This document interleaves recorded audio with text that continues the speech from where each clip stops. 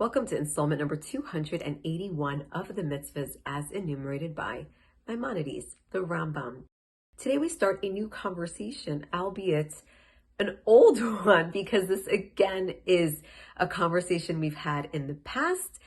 Because as we've said in our last little while, we've been talking about mitzvahs that are running parallel to Maimonides' Mishneh Torah. We are studying this as Sefer HaMitzvos, which goes through the different verses in the Torah, the different laws of the Torah. However, in Maimonides' legal guide, he actually goes into the nitty-gritty and goes into more detail, which the Sefer HaMitzvos does not do. It just sticks to the original sources. So today, in Maimonides' legal guide, he is talking about what it is like to go into business with a partner, or if you have a messenger, a proxy that you are working with, and how does all that work. So again, as we said, those details are not straight out in the Torah. However, Maimonides learns them from the laws of acquisition.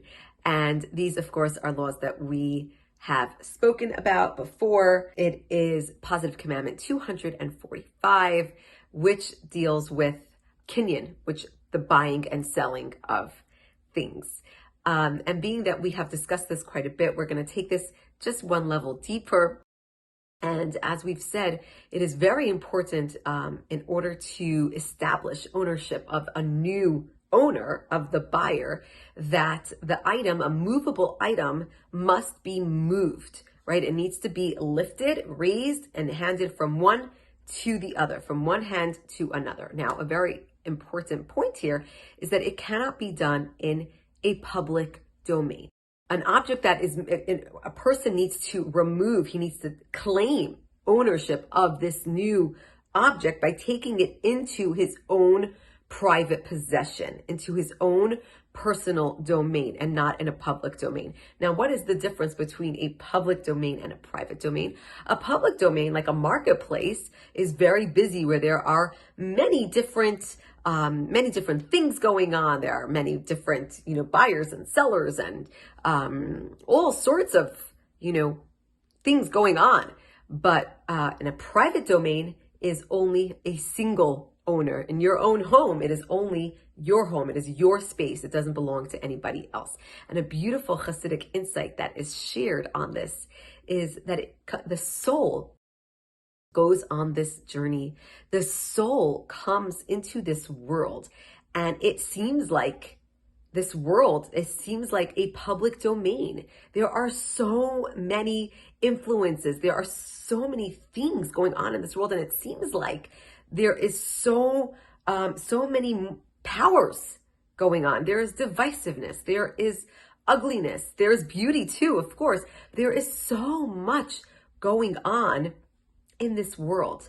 And what is the duty of the soul? The duty of the soul is to make acquisitions, right?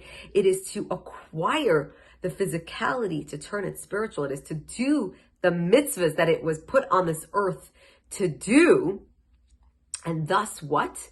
It is taking these items and putting them into the private domain. What is a private domain? Literally in Hebrew, Rishus HaYachid, which means private domain. Yachid, which means the singular, is what? Of course, referring to God. There is only one Yachid, that is one and only one. This refers to God himself. We are taking these physical objects from this earth, from the world that just seems to be so public and so chaotic and so busy with so much happening. And we are returning it, we are acquiring them and bringing them into the Rishus HaYachid, into the private domain, into God's domain.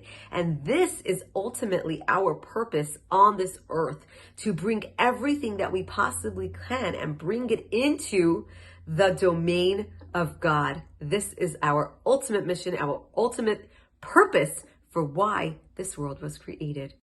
Have a wonderful day.